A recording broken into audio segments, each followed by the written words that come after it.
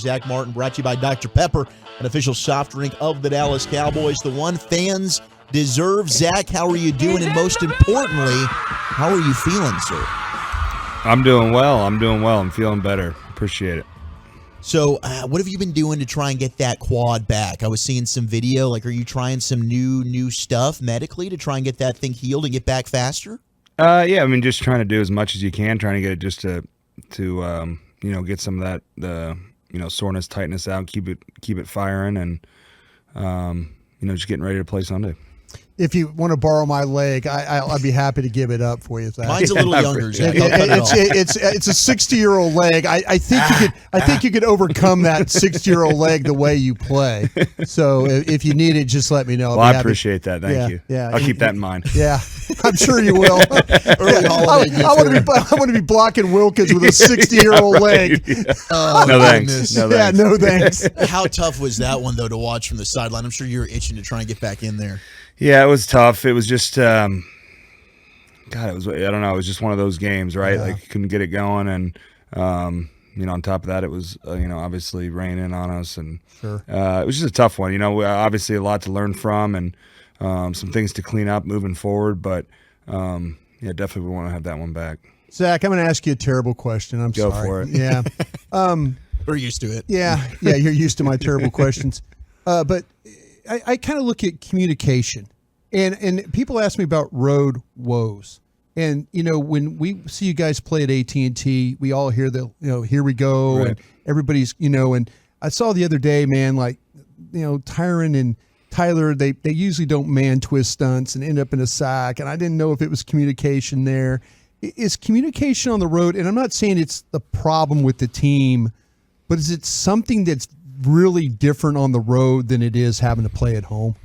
I mean, obviously you've got to be, you got to be on top of it, right? Because you got the crowd noise, you got everything else going on. But I will say, I think our mechanics and our silent count and all that stuff has been about as good as it's been since I've been here. Just the flowing through. But yeah, to answer your question, yeah, man, everything's just got to be a little sharper on the road, and especially playing at a place like Buffalo there, and we're used to sometimes being at road stadiums and having some fans and all that stuff, but it was kind of one of those old school throwback road games where those Buffalo fans are crazy, get going, and it's just got to be a heightened sense of awareness there for communication and little details.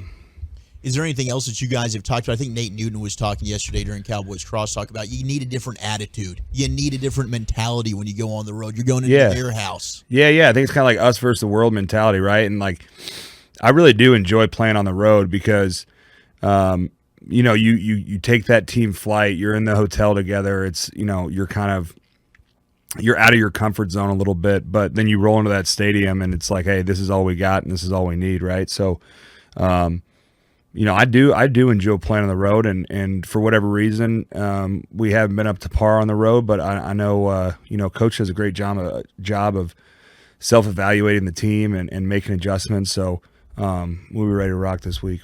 Zach, was it one of those things where, and I always, the old school coaches say, well, we're just going to burn the film and all, we're not going to watch that game and all that. But, there's some things you absolutely could pick up from that game. Oh, absolutely. Especially where we're at in the season, right? Right. Like we can't be throwing away tape and letting things slide by. Like this is the time we got to be on top of it. We got to address any issues that we have and move forward because, we got a big road one this week and who knows what's going to happen there in the playoffs. Like we may have to go on the road in the playoffs. So, there's going to be big time games here down the stretch that we're going to need to come together and play a complete game on the road. Now, some fans might have been ticked off because it was a penalty. I loved what you did going over there and just absolutely slamming Taylor Rapp after Yeah. What was going through your mind? Were you just seeing red in that moment, like get the hell away from my quarterback? Yeah, I don't know. Just I guess my angle of when I saw it just looked like he kind of, if Dak hadn't gotten down, he would have taken his head off. So, I don't know. I think he flopped a little bit, but it's okay. that's part of an O lineman's job. So. Yeah. Well, Zach, okay. Let me ask you this because I remember in the Commanders game several years ago, we had the thing happened with Andy Dalton. Dalton, and everybody gave the offensive line a bunch of S about that because they didn't defend Andy and all that.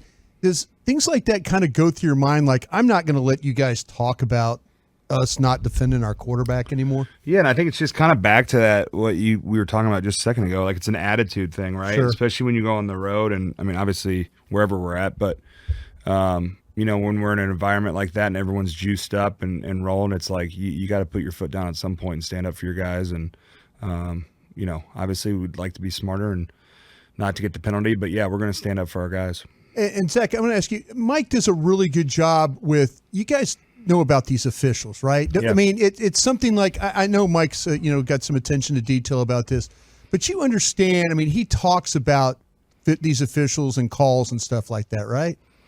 Yeah, we do. That was something new when Coach McCarthy came in that I wasn't, that we had never done before. But yeah, we do go through the crew and just see who, who's calling the game, kind of what they like. Oh yeah, kind of what their calls are, what they've called heavy this year, and so I think it's helpful. And then you also put a name to the face, and right. You can have those conversations on the field, not just say, "Hey ref." You know their names, and you can have a conversation with them. Okay, I got to ask you. I don't need advice, but maybe some of our listeners need advice for this. In putting together toys, I know we're all getting ready to put together toys. A lot of folks.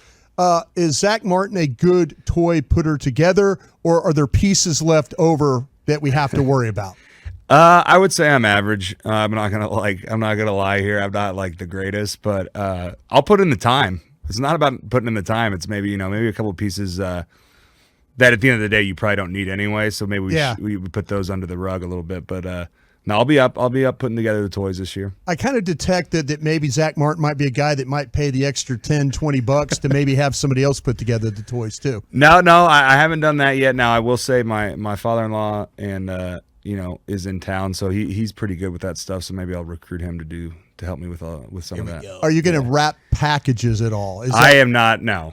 Is it something to do with geometry? I don't know, but it's like when you come down the stairs at our house, you know exactly what packages were wrapped by me, and you know exactly what packages were wrapped by my wife. Oh, Dad, yeah, thanks, Dad. It was Santa. No, it wasn't me. Come on now. So, do you have any Martin family Christmas traditions? We've done the prime rib. We've done the prime rib Christmas dinner the last few years, so we're gonna keep that going. Yeah. It's always tough when you're the part of your family doesn't live in the same city. So luckily we got some family coming in to spend some time with us. But it's always a little difficult being away from family. But I've got 2 young kids, and they're starting. Right. My son is about to be 5, so he's getting like juiced up. He's like entering the the stage of just being obsessed with Christmas, so it's getting fun. Yeah, I bet you it is. That's awesome. Okay, like, do we have a team discussion? What cookies and what are we leaving for Santa? What's the Martin family leaving for Santa? Yeah, we're leaving because that's important. I know you got to tell your guys there that, hey, Santa really appreciates this. Sure, right. Santa kind of likes that.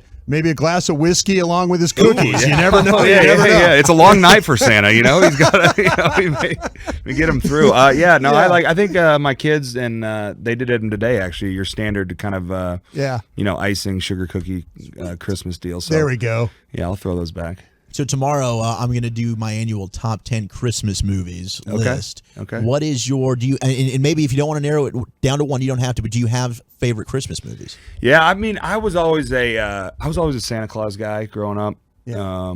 We've hit that. I watched that with my son this year. We watched. He's into Elf, so I've seen Elf about 12 times this holiday season. Jingle All the Way is a kind of a sleeper pick. Underrated. Turbo Man. We watched that a couple weeks ago, and then the Home Alones are always a fan favorite there. Oh, this is good. We got this texted in because you brought up the prime rib. We actually had a show conversation. Do you think prime rib is a steak? Oh, great question. Yeah. Well, cut up it is, but I would say it's also like a rib roast. So it's a roast. Like a roast. Yeah, there you go. Like a roast. But if you cut them up, then it turns into the steaks. See, I knew you were going to come up with a great answer. Yeah. Everybody's like, I was sitting there thinking, oh, he's thinking this one through. For sure. Yeah. Well, let me ask you this, though. God, we're asking a lot of Christmas and cooking questions. Well, 'tis the season. Oh, I know, but Zach knows. Yeah. Okay, Zach, do we go for the side like the horseradish sauce? The horseradish. Oh, yeah. Do you use do you use an au jus? Do you use I double down. I do au jus with the horseradish. Holy jeez. I think, that's a must for. Can you bottle some of that and like leave it outside the Star somewhere that I can find it from you? Yeah, we'll leave you a little. We'll leave you to go back. We'll box it up for you. Santa would really like some au jus with horseradish sauce in it. Let me tell you. What kind of sides are we rocking with the prime rib? Because I know you're the anti-Thanksgiving food. Yeah, there we go. Yeah, I mean, I like. Mashed potatoes is kind of universal. I mean, you can do that with anything. Right. I'm a meat and potatoes guy, honestly. So you give me a little side of mashed potatoes with my prime rib, I'm good to go. Well, it seems like Christian Wilkins might be a meat and potatoes guy. Yeah. He looks pretty like big guy it. to handle. Yeah. What stands out to you about having to go up against him? Hopefully, assuming you're on the field, which I'm hoping that you are. Yeah, no, he's we played him his rookie year back in 2019, and you can tell watching the film he's gotten better and better. And right. I think his lateral quickness is really what sticks out when I watch him on tape. He does a great job of hiding his line movements. I think their whole D-line does. That's kind of, a tough thing for the offensive lineman is in the run game is definitely handling those movements. And I think they do as good as anyone I've seen this year of hiding those movements when you watch the film. But definitely his lateral quickness. And then, he's a big, strong guy, so he can push the pocket. Right. And, him and Seiler in there, they run their TT games. Yeah. The both nose tackle. Yep. They run those games as well as anyone I've seen this year too. So we're going to have to be on top of it this week. Man, Seiler just kind of like, you talk about a meat and potatoes guy. Oh yeah. I mean, he's like kamikaze. Yeah, exactly. Yeah. He's the guy, he's the penetrator and he's just getting knocked all over the place. And then like two other guys make the tackle and he's just kind of walking back to the huddle looking at his ear hole on his helmet because he's got knocked around a little bit. But he's sacrificed himself to get somebody else home. Right. Well, he's just like, when I watch him, like he's just a hard-nosed, tough, kind of old-school player, right? Yeah. Like a guy that you're going to have to bring it every single snap and who's not going to stop. And like you said, he sets up those guys around him. Yeah. I mean, he makes plays himself also. He does. He sure does. But he really sets those guys up around him. Talking with Zack Martin here in the G-Bag Nation, your all-pro Cowboys guard. Yeah, it seems like the Dolphins, maybe they don't get enough credit for how good they are in the front there. I mean, they're among the league leaders when it comes to sacks. What other challenges do you notice that they can present for you guys? Yeah, I mean, they've got guys all across the board. I mean, we talk about this every week, right? Theme of the NFL. Everyone's got a good front.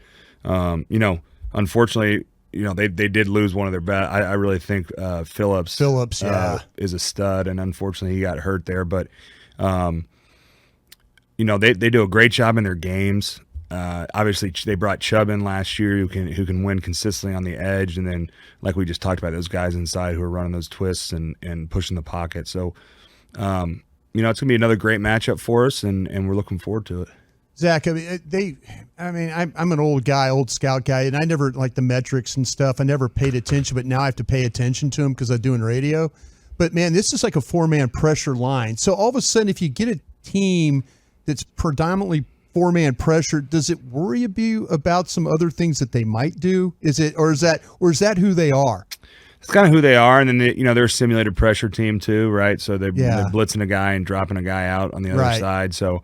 They can kind of screw with your protections from time to time, but I do think that's a step we've taken this year, big time, in my opinion, is just our blitz pickups and our communication. Tony's done a great job of helping, man. Yep. He's done it. The back's done an awesome job, and the receivers are really locked into their hots. And if we do have the protection going the wrong way, the Dak and the receivers are on top of it. So.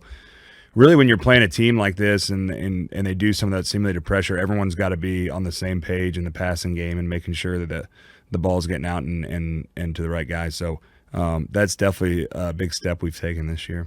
We had a National Signing Day yesterday. Do you have a big National Signing Day memory from your time committing to Notre Dame? I mean, I did your stand. I committed pretty early. I was committed like the summer before my senior year. So Not really. I mean, I remember we did it like at our school, like in the library. We had a couple other people going to play college sports. So we all got together and did our signed our national letter of intent together, which was pretty cool. So you got to go with the real tall lady volleyballer right next to you? Yeah, exactly. Yeah, exactly. How was being recruited, though? I mean, I think for people that don't get to experience that, you'd think, oh my gosh, it's got to be amazing. But I've heard stories that it can actually kind of be a pain in the ass.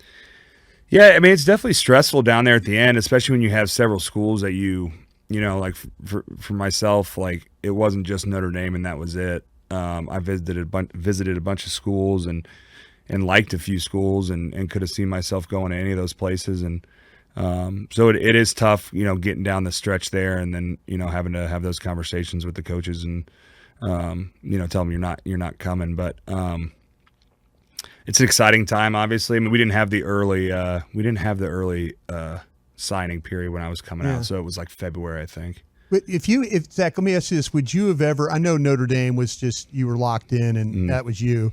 But would you have ever considered going in the transfer portal? Ooh.